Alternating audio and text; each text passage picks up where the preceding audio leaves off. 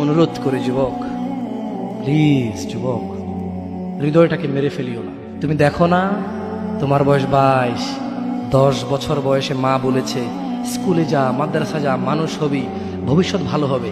তুমি শোনোনি cricket, football, cinema, নাটক, কোথায় বিয়ে, কোথায় গায়ে হলুদ, গান বাজনা বাজিয়ে তোমার জীবন কাটাই দিছো। যুবক দেখো, 22 বছর বয়সে তুমি মূর্খ। তোমার পাশের বন্ধু পাইলট স্কুলে পড়ে, হ্যাঁ 10টা টিউশনি পড়ায়, 30,000 টাকাও কামায়। হ্যাঁ, তুমি যাকে বিয়ের প্রস্তাব দিচ্ছ কেউ রাজি নাই, ওর জন্য 5টা ঘর আসে, ওর মা বলছে এখনো ছোট, আরো পড়াশোনা করুক, আর তুমি বিয়ের জন্য হন্য হয়ে খুঁজতেছ, কোনো রিক্সাওয়ালাও তোমাকে মেয়ে দিতে রাজি। তুমি দেখো 10 বছর 15 বছর বয়সে যদি মায়ের ওই কথা মেনে নিতা, তাহলে তুমি আজকে উপকৃত থাকতা। আমি জামশেদ মজুমদার 27 বছর বয়স এসে তোমাকে বলছি তুমি গান বাজনা ছেড়ে দাও। ইনশাআল্লাহ 60 বছর পরে মারা গেলে, 30 বছর পরে মারা গেলে, 70 বছর পরে মারা গেলে ওই উপকৃত হবা। আর তা না হলে এই গান বাজনার সাথে তুমি তোমাকে ধ্বংস করে দিচ্ছ। যেদিন নিঃশ্বাস বন্ধ হয়ে যাবে সেদিন হলেও বুঝবা, বুঝতে তোমাকে হবেই।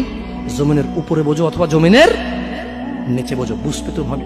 শোনো, আল্লাহ কোনো কিছু বলেছে আর তুমি বুঝবা না, আহা হা, পার পাওয়া যাবে না। তবে তোমাকে বলি, যা করেছো করেছো, যা গান বাজনা শুনেছো শুনেছো, এবার আল্লাহকে ভয় করে সব ছেড়ে ইস্তেগফার করো। বলো, আল্লাহ আমাকে ক্ষমা করেন, আমার এই 2 কানে গলিত সীসা ঢালিয়েন না ইয়া আল্লাহ। ছিলাম কিন্তু আমি উপলব্ধি করতে পারিনি, ইয়া আল্লাহ আজকে আমি উপলব্ধি করছি। আল্লাহ আমি আর কখনো বাদ্যযন্ত্র দিয়ে নিজেকে আনন্দিত করব না। এই হারাম যা আপনার এত আপনাকে রাগান্বিত করে, আমি আর কোনোদিন এই হারাম দিয়ে নিজেকে আনন্দিত করব না।